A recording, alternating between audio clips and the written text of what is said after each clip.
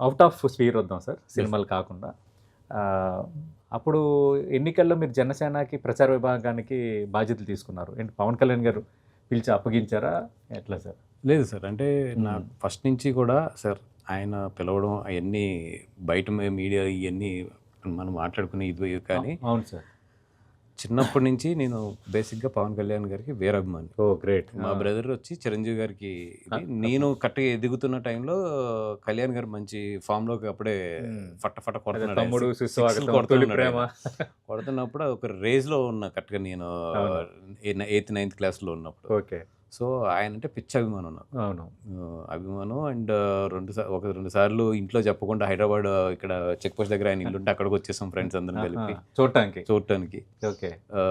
నాకు కరెక్ట్‌గా first driving licence వచ్చిన తర్వాత మా నాన్నగారికి చెప్పకుండా మా కారు వేసుకుని హైదరాబాద్ వచ్చేసాం. ఓకే. ఇది ఆయన చూస్తానికని.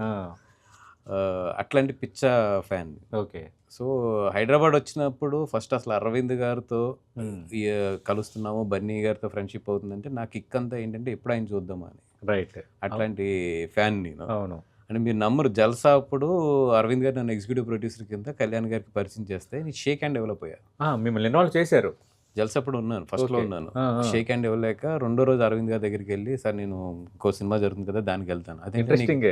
నీకు కళ్యాణ్ గారు అంటే బాగా ఇష్టం కదా, నువ్వు అక్కడ చేసుకోవాలి కదా అంటే, లేదు సార్ నేను నిలబడలేకపోతున్నాను అక్కడ, మాట రావట్లేదు సార్, నాకు తెలుస్తుంది నా బెస్ట్ అవుట్ ఇవ్వలేను అక్కడ అంటే. అట్లాంటిది ఆయన పార్టీ పెట్టారు అంటే ఇంకా అది ఏమన్నా అది వాలంటరీ అంతే అది. అవును సార్. అవును.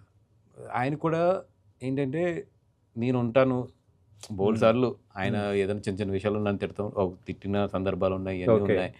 ఉన్నా కూడా ఏ రోజు కూడా నేను పార్టీ నిధులు కానీ ఆయన ఎంత తిట్టినా మళ్ళీ మొన్నడేళ్ళు కనిపించేవాడిని. సో ఆయనకు కూడా తెలుసు ఓకే ఈ మనోడు నా విషయంలో ఎంత ఓపెన్గా ఉంటాడు అని. సో ఒక రోజు పిలిచి, నీకు మీడియా అంటే బాగా కొంచెం అన్నిట్లోనే ఉన్నావు కదా, అవునవును, మీడియా పనులు చూడు అని చెప్పారు ఆయన. ఓకే.